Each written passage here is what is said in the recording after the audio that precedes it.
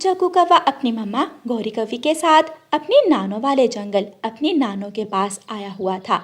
आज जग्गू कौवा और उसकी मम्मा वापस जा रहे थे।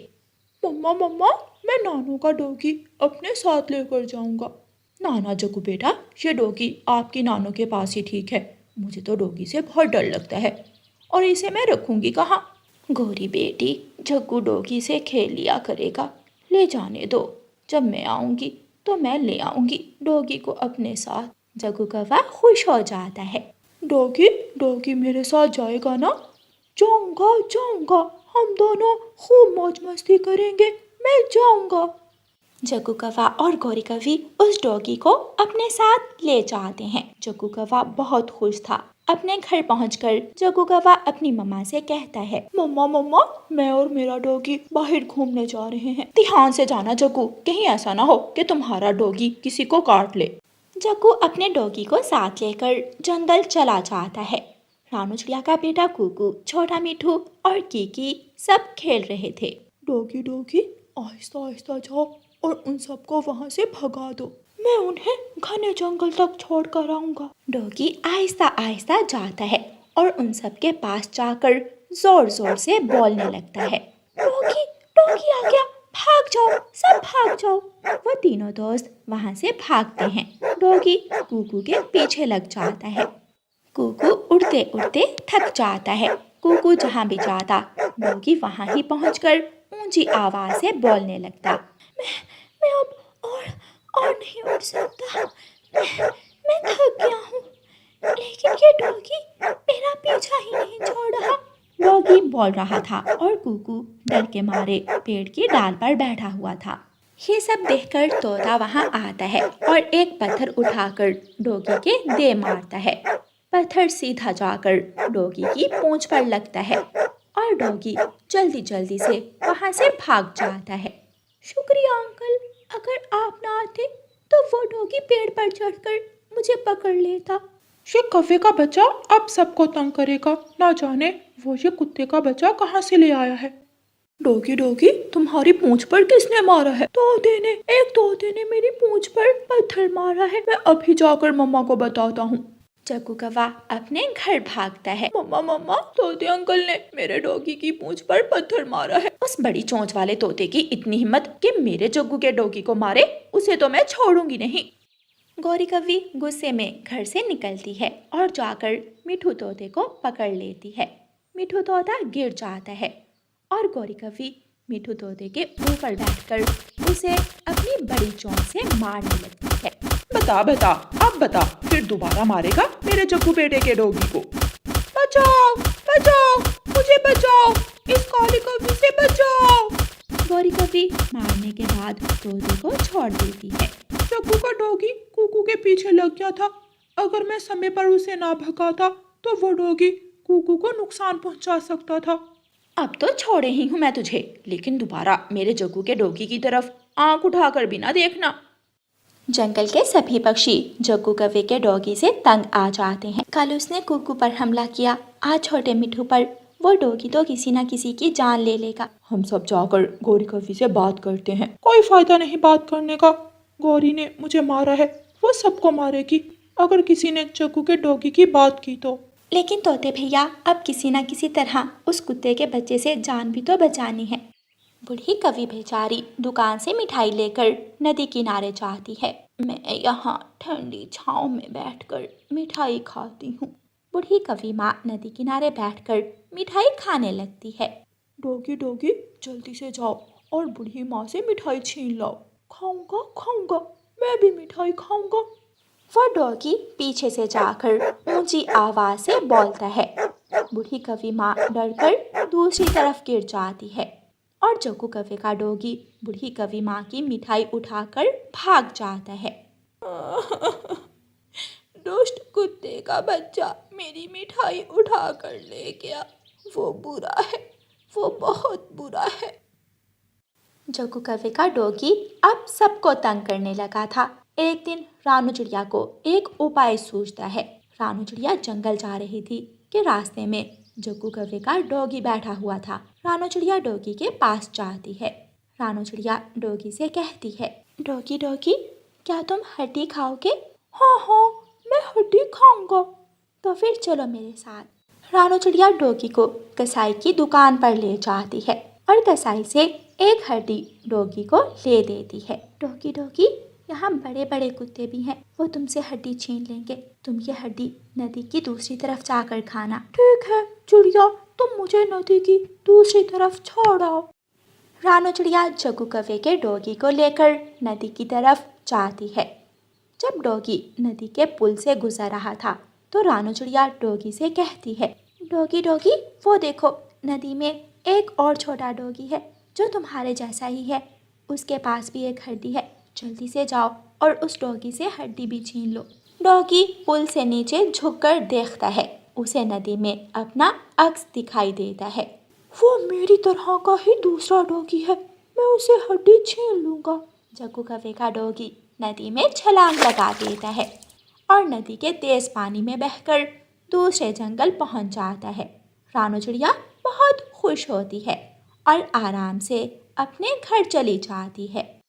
जग्गू कौवे का डॉगी बहुत दूर वाले जंगल पहुंच जाता है और नदी से निकलकर घने जंगल की तरफ भाग जाता है। ऐसे रानू चिड़िया जग्गू कौवे के डॉगी से सबकी जान बचाती है और जंगल के पक्षियों की परेशानी का उपाय निकालती है। प्यारे दोस्तों, इस कहानी को लाइक, अपने दोस्तों के साथ शेयर और चैनल को सब्सक्राइब करना बिल्कुल मत भूलना।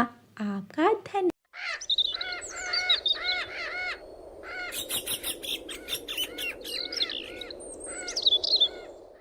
रानू चिड़िया की ऐसी कहानियाँ सुनने के लिए YouTube सर्च बार में रानू चिड़िया की कहानी लिखें या फिर ये बटन दबाकर बोलकर कहें रानू चिड़िया की कहानी।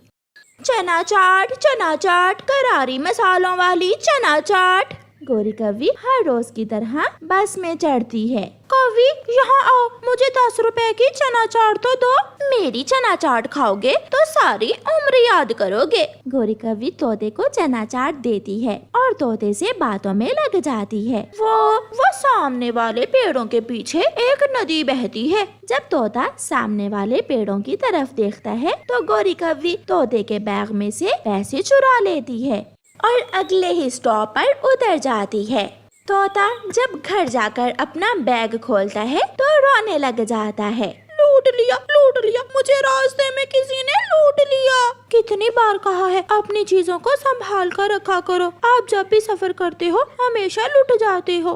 1 2 3 4 5। कालू जी, शक्ल से तो वो तोता बहुत गरीब लग रहा था, मगर मैंने भी अपना पंख उसके बैग में घुसा ही दिया। गोरी, चलो पार्टी करने जाते हैं, बाहर से खाते हैं आज। गोरी कौवी और कालू कौवा बाहर होटल पर जाते हैं और चील दी के ढाबे से अच्छे अच्छे खाने खाते हैं। कालू जी, जिस दिन मैं पकड़ी गई, क्या तुम मुझे छुड़वाने आओगे या नहीं? मुझे पूरा विश्वास है, मेरी पत्नी गोरी जी कभी पकड़ी नहीं जाएगी। कुछ दिनों बाद चिड़िया अपनी माँ के पास जा रही थी। गोरी कौवी फिर से बस में चढ़ती है। चना चाट, स्वादिष्ट मिर्ची वाली चना चाट, करारी चना चाट। गोरी कौवी चिड़िया के पास जाती है। चिड़िया, छोटे बच्चे को चना चाट ले दो, ज्यादा महंगी नहीं, सस्ती ही है। मम्मा ले दे, मुझे चना चाट खानी है। अच्छा ले देती हूँ। कौवी, 10 रुपए की चना चाट दे दो। गोरी कौवी कागज पर चना चाट रखकर कुकू को दे देती है। चिड़िया, तुम कहाँ जा रही हो? मैं अपनी माँ के पास जा रही हूँ। लाओ, ये अपना बैग मुझे पकड़ा दो थोड़ी देर, और आप अपने बच्चे को सीट पर बिठा लो, थक जाओगी। नहीं, कोई जरूरत नहीं है। चिड़िया, थक जाओगी, थोड़ा आराम कर लो, मुझे भी अगले स्टॉप पर उतर जाना है। चिड़िया अपना बैग गोरी कौवी को दे देती है और अपने बेटे से बातें करने लगती है। अभी थोड़ी ही देर में आपकी नानों का जंगल आ जाएगा। गोरी कौवी अपना काम दिखाती है और चिड़िया के बैग से सारे पैसे निकाल लेती है और अगले ही स्टॉप पर बैग चिड़िया के पास रखकर उतर जाती है। अरे, ये कौवी कहाँ गई? पहले बड़ी बातें कर रही थी और जाते हुए बताकर ही नहीं गई। चिड़िया का स्टॉप भी आ जाता है। कुकू बेटा, आपकी नानों के लिए यहाँ से ही कुछ आम ले लेते हैं। आपकी नानों को आम बहुत पसंद हैं। चिड़िया पैसे निकालने के लिए बैग में पंख डालती है तो हैरान हो जाती है। बैग में तो फूटी कौड़ी भी ना थी। कुकू बेटा, हम लुट गए, हमारे सारे पैसे किसी ने चुरा लिए। उसी कौवी ने जिसने हमारा बैग पकड़ा था, मेरे पैसे उसी कौवी ने निकाले होंगे। चिड़िया रोने लगती है। उधर गौरी कौवी चिड़िया के चुराए हुए पैसों से बड़े स्टोर पर जाकर शॉपिंग कर रही थी। एक बड़ी बोतल ऑयल की दे दे और रंग गोरा करने वाला साबुन भी, एक बड़ी फेयर एंड लवली भी दे दे। गौरी सारी चीजें लेकर अपने घर चली जाती है। चुप रहने की बजाय चिड़िया सीधी पुलिस स्टेशन जाती है और पुलिस को बताती है काला रंग है उसका और वो बस में चना चाट बेच रही थी। ऐसे चोर भेष बदलकर भीड़ वाली जगहों पर जाते हैं और मौका मिलने पर अपना काम दिखा देते हैं। गौरी कौवी हर रोज की तरह आज फिर अपने काम पर निकली थी, मगर वो नहीं जानती थी कि आज उसकी आखिरी चोरी होगी। वो पकड़ी जाने वाली है। गौरी कौवी बस में चढ़ जाती है। चना चाट, मिर्ची वाली चना चाट। पुलिस भी भेष बदलकर गौरी कौवी पर नजर रखे हुए थी। चाचा कबूतर, आप खड़े क्यों हैं? यहाँ आ जाइए, यहाँ जगह खाली है। लाइए अपना बैग मुझे पकड़ा दें और आराम से यहाँ बैठ जाएं। गौरी को तो अपना काम करना था। गौरी आहिस्ता से कबूतर के बैग में से पैसे निकाल लेती है, मगर आज पुलिस उसे देख रही थी। आखिर कब तक? पक्षी, गाड़ी रोको। पुलिस गौरी को गाड़ी से उतार लेती है। कौवी, कब तक करोगी चोरियां? एक दिन तो पकड़ी ही जाना था। पुलिस जी, मुझे माफ कर दो, मुझे छोड़ दो। अब तो जेल जाकर ही तुम्हें माफी मिलेगी। फिर पुलिस गौरी कौवी को पुलिस वैन में डालकर जेल ले जाती है। गौरी कौवी अपनी बहन के घर आई हुई थी। छोटी, जल्दी से कपड़े धो लो, फिर हम दोनों नदी पर जाएंगी। मेरे पास वॉशिंग मशीन है दीदी, मैं कपड़े वॉशिंग मशीन में डाल दूं, फिर हम दोनों नदी पर जाती हैं। Washing machine? छोटी, वो क्या होती है? वॉशिंग मशीन में सर्फ पाउडर, साबुन वगैरह डालकर कपड़े डाल देते हैं और फिर वो मशीन खुद ब खुद ही कपड़े धो देती है। गौरी कौवी के लिए ये चीज नई थी, इसलिए गौरी कौवी बहुत हैरान हो रही थी। एक दिन अपनी बहन के पास रहने के बाद गौरी कौवी अपने घर वापस आ जाती है। गौरी, आ गई हो तो जल्दी से मेरे और जग्गू के कपड़े धो दो। पति जी, अब मैं कपड़े पंख से नहीं धोऊंगी, मेरी बहन के पास वॉशिंग मशीन है। आप भी मुझे एक वॉशिंग मशीन ला कर दें, फिर ही मैं कपड़े धोऊंगी। Washing machine? मेरे पास इतने पैसे नहीं हैं। अगर पैसे नहीं है तो क्यों शादी की थी मुझसे? जो चीज भी मांगो, पैसे नहीं है, पैसे नहीं है। किस दिन होंगे तुम्हारे पास पैसे? अच्छा, मैं जाता हूँ और देखता हूँ। फिर कालू कौवा बाजार जाता है। वो इलेक्ट्रॉनिक्स की दुकान पर जाता है। कबूतर जी, क्या आपके पास कोई सस्ती वॉशिंग मशीन है? हाँ है, ये चाइना की वॉशिंग मशीन है। ये बहुत सस्ती है, मगर तुम हमारे देश की बनी हुई वॉशिंग मशीन लो। ये बहुत ज्यादा अच्छी है और मोटर की भी 5 साल की गारंटी है। मेरे पास इतने पैसे नहीं है कबूतर जी, आप मुझे ये चाइना की सस्ते वाली वॉशिंग मशीन ही दे दो। फिर कालू कौवा चाइना की सस्ती वॉशिंग मशीन लेकर घर चला जाता है। घर जाकर कालू कौवा वॉशिंग मशीन का स्विच लगाता है और उसे ऑन करता है। रुको कालू जी, मैं कपड़े और सर्फ डाल दूं, फिर ऑन करना।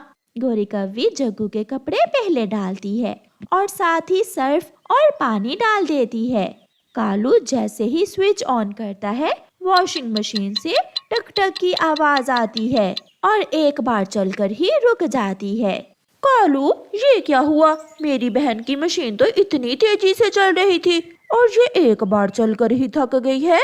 मैं अभी देखता हूँ। कालू कौवा कबूतर को फोन लगाता है।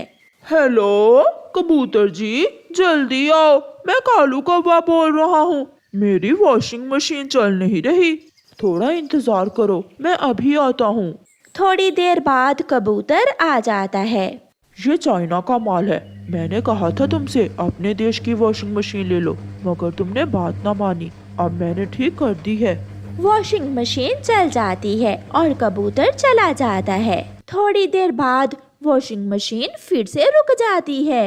कालू, ये तुम्हारी नकली मशीन फिर से खराब हो गई है। ये कैसी मुसीबत है, मैं तो फंस ही गया हूँ। ऐसे ही कई दिन गुजर जाते हैं। वो वॉशिंग मशीन एक दिन चलती तो एक दिन बंद हो जाती। कबूतर जी जल्दी आओ, वॉशिंग मशीन ऑन ही नहीं हो रही। भाई कालू कौवे जी, ये मेरा मसला नहीं है, किसी इलेक्ट्रिशियन को लाओ। फिर कालू कौवा तोते इलेक्ट्रिशियन को बुलाता है। मैं देखता हूँ, हाँ अगर कोई नुकसान हो गया तो मैं जिम्मेदार नहीं हूँगा। यार इसे किसी तरह ठीक कर दो, मैं तो चाइना की वॉशिंग मशीन लेकर मुसीबत में फंस गया हूँ।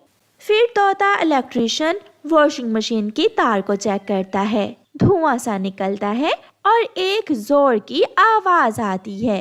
ओहो, मोटर जल गई, इसकी तो मोटर जल गई है। एक दिन भी सुकून से मैं कपड़े ना धो सकी इस वॉशिंग मशीन से। मैं भी बहुत तंग आ गया हूँ। दुकान वाले कबूतर ने सच ही कहा था कि चाइना का माल ना लो। फिर कालू कौवा वो चाइना की वॉशिंग मशीन सर पर उठाए नदी पर जाता है और एक पेड़ पर बैठकर वो वॉशिंग मशीन नदी में फेंक देता है। जान छूटी, जो भी चाइना की वॉशिंग मशीन लेगा मेरी तरह मुसीबत में ही फंसा रहेगा। फिर कालू कौवा बाजार जाता है और इंडिया की बनी हुई एक अच्छी वॉशिंग मशीन खरीद लेता है।